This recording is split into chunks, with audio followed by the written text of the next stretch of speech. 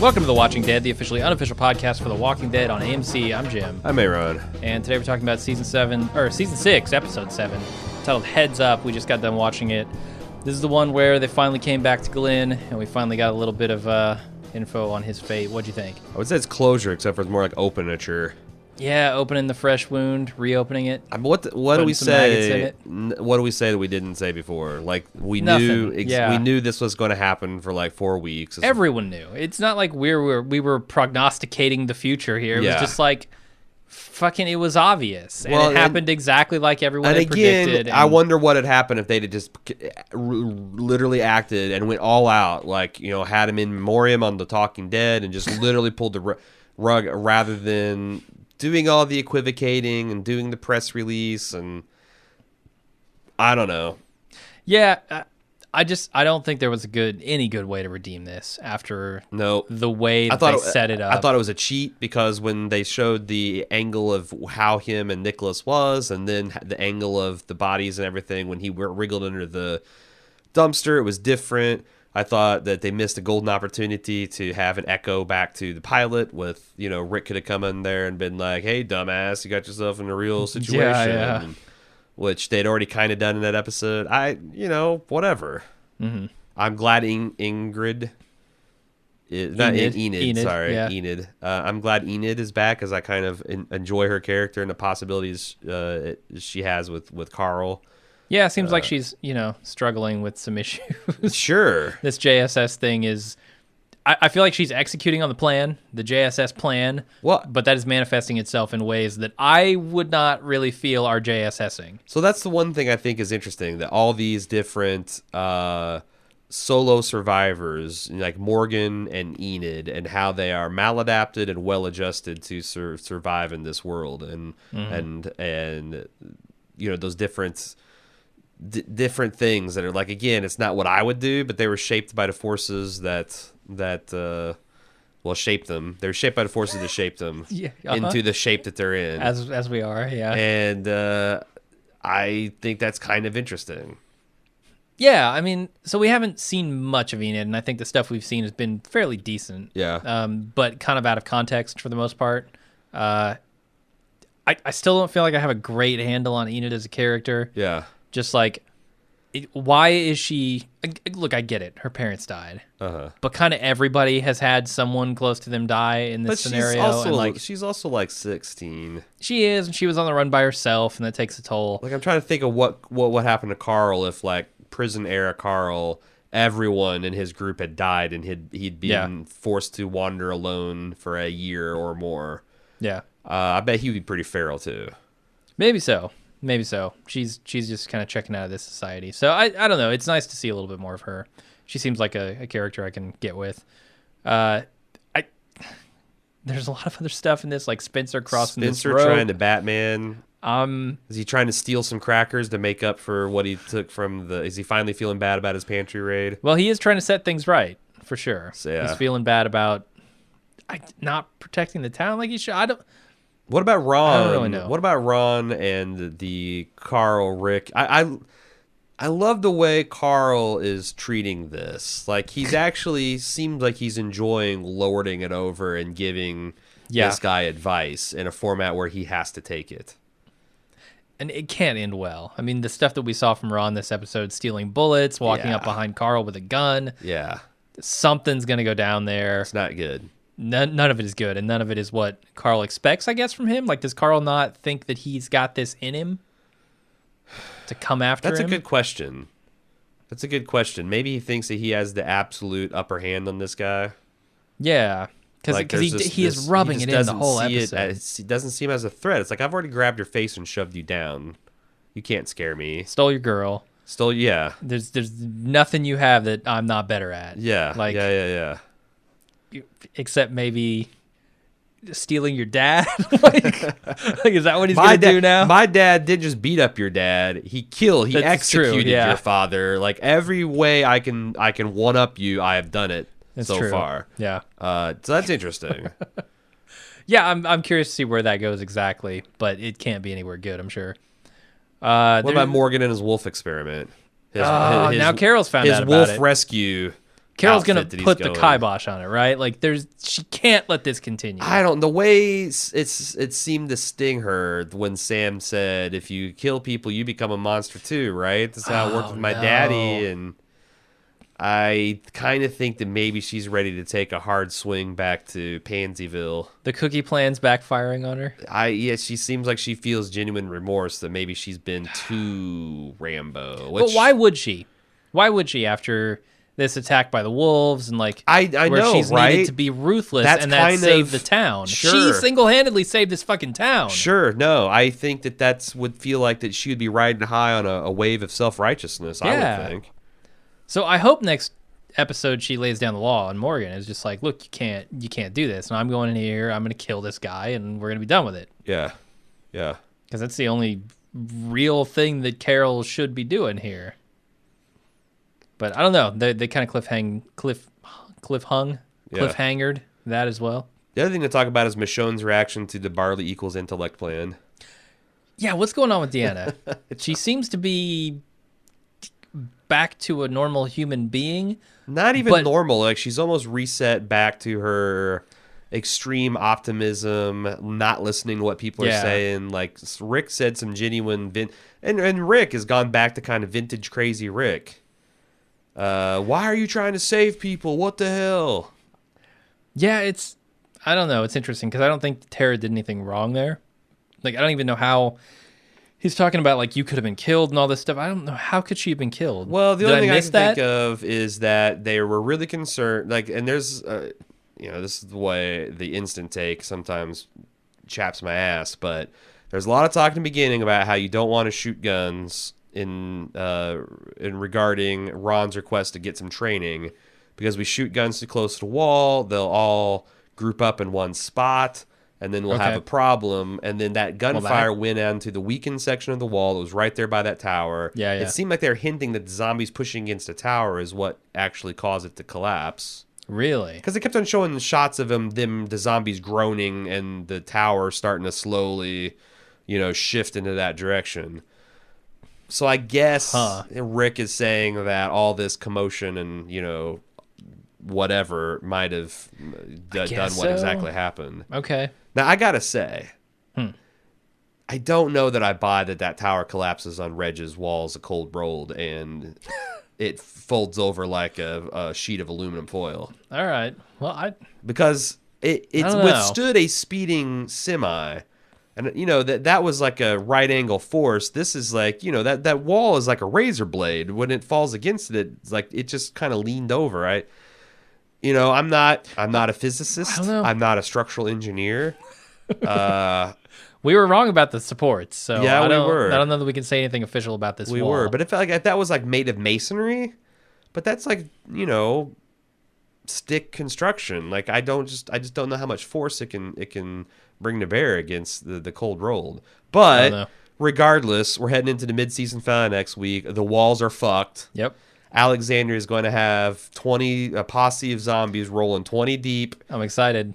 into the foyer, and things are about to get crazy. This is what I've wanted since, I don't know, episode 1 Yeah. of this season. Yeah. Well, no, your herd thirst has been kind of going since mid-season 4. Oh, it's true. Yeah. I remember that's when you really started gagging for it. Yeah, the only other thing I need to see out of this show, and then we're done, then we can stop this podcast, is Zombaby.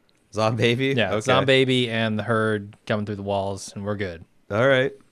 I don't know what else we want to say about this. I feel like there's maybe a little bit more that we're missing. There's a lot. There's a mess of talk about Glenn and Enid and Maggie, and I don't know about all that. But Yeah, I mean, did you think? Okay, because we can't.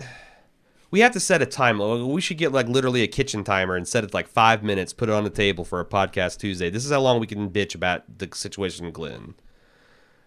But I thought it was especially galling. We pointed out the fire escapes and whatnot that they could have used in that alley. It's particularly galling to have Glenn sprint down that thing unobstructed, Like that's Oh my God. that you can't say that's an oversight if you write it into the script 4 episodes later as a method of egress. Yeah. Yeah. No, that was pretty annoying.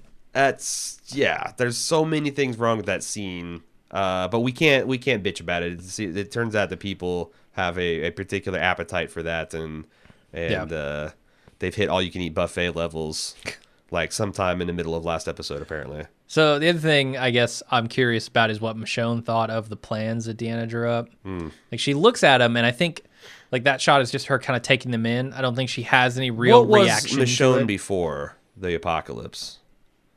Have they ever mentioned it?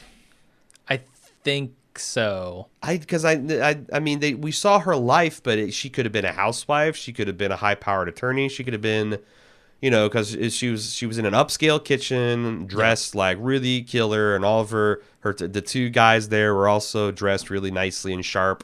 And it's like one of those Rachel Ray type kitchens where she's got like stainless steel shit and bamboo cutting boards, and like everything's just she's like I feel like that. It's different than like seeing Carol around the kitchen table snapping beans ready for cannon. Like you can make some assumptions about the socioeconomic standings of both, and sure, she seemed to be well off. Mm-hmm. So I don't know, but I can't remember what she was. But I don't know for sure. Why do you ask that? Because are you thinking she's some kind of planner? Well, architect, I mean, we know Jackie she was like some kind of city zoning planner, and we know that like Andrew wasn't. I just wonder if she had some kind of professional interest that we don't know about so far, that she was taking a special interest in these plans. Yeah, because it was a weird scene to have her be the ones that kind of pour over the. Yeah, she's, as far as I know, the secondary constable of this town. Like, right. Rick's the constable. She's like a deputy or co-constable. I don't know. Yeah. Not sure exactly what their relationship is, but yeah, she's law enforcement for sure. I don't know. It didn't seem like she had a real reaction, like negative or positive. It was just like, these are plans. Right. So maybe they're good plans, maybe they're bad plans. I can't tell with this show. When I see Barley equals intellect, I think bad plans, but maybe the show has other ideas. I said it quick because I had an opinion, an impression. I didn't know why I had the impression of what she did pre-apocalypse, and it turns out in the comic books, I guess they've revealed a little bit of her past. That's probably where I got it. So I don't want to talk about that. Okay. It's a little bit of spoilery, but yeah, I was trying to think, is like, what did she have that was like some kind of professional interest in it? Because otherwise, it's a scene that I didn't know made a lot of sense. What do you think about the scene where Rick sits Morgan down, says, "Hey, you need to kill people"? Hey, are we on the same page about how the world is? Yeah, I thought it was a pretty good argument. Like, it's hard to throw Rick's actions right back in his face and say, "Yeah, if you would have killed me, I wouldn't be here." And now, but then Morgan says the whole butterfly flapping theory of like, but if you hadn't, maybe everyone would still be alive. Like, I don't know how to evaluate my moral and ethical actions in this universe and the cause and effect, the chain that you... And I think that's the point he's trying to make to Rick, too, right? Like, you're so certain about this, but really none of us can be certain about it. Right.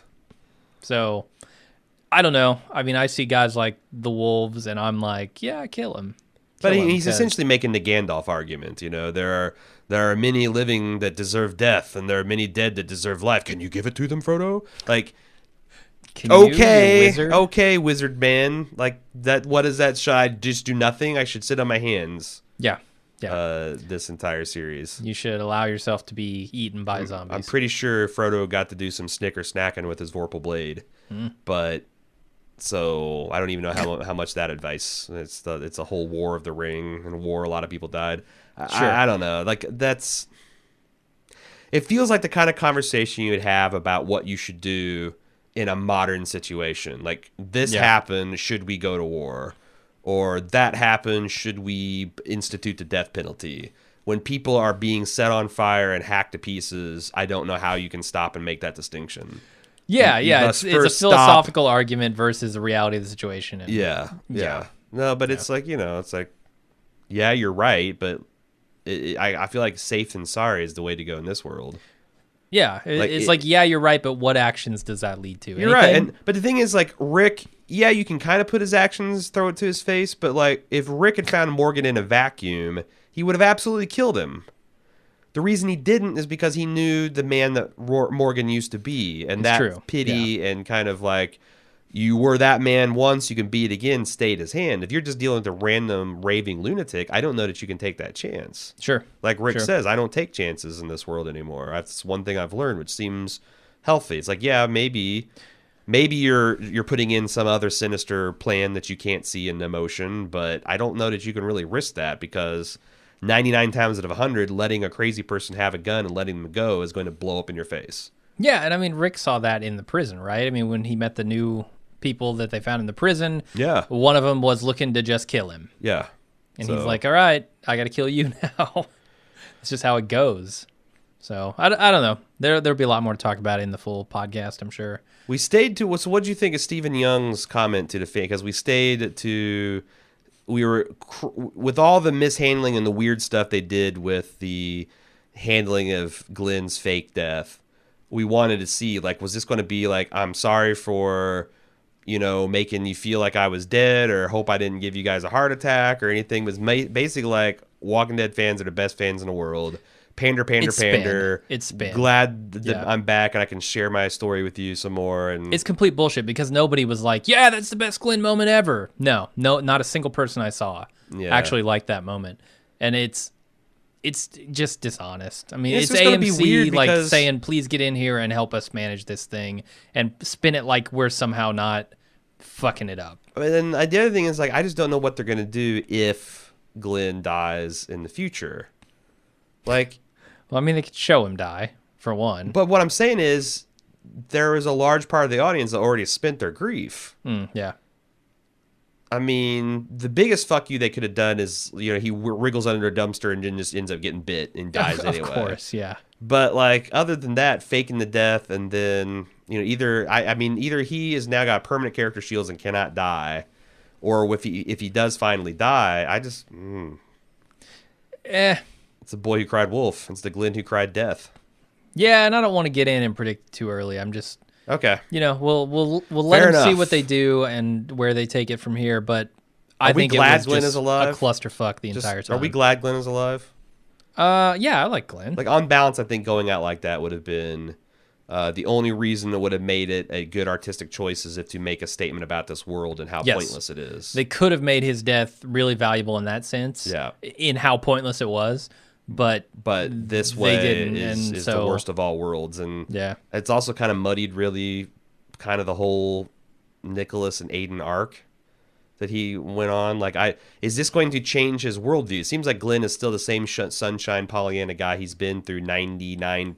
Other than the time Maggie was actively being threatened with rape and he was duct taped to a chair and left for dead with a zombie, he's Yeah. been pretty Pollyanna sunshine. Yeah.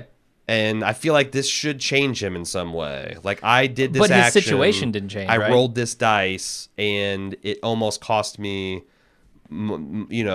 and not just my life, but what this means with Maggie and our child, and him not having a father growing up. Like, I feel like it has to change him somehow. If it doesn't, I'm going to be even more disappointed than I am. So you're right. There is a little more wrapped up in it this time, but this is not the first time that Dickless has almost got him killed. Not even close to the first time. But this is the first time he So- chose to, like, instead of ending you like I should. No, Dickless tried to kill him in the woods. Sick walkers on him and straight up kill him. That was the first time And tried. he goes in, he beats him senseless, and then he brings him back to town.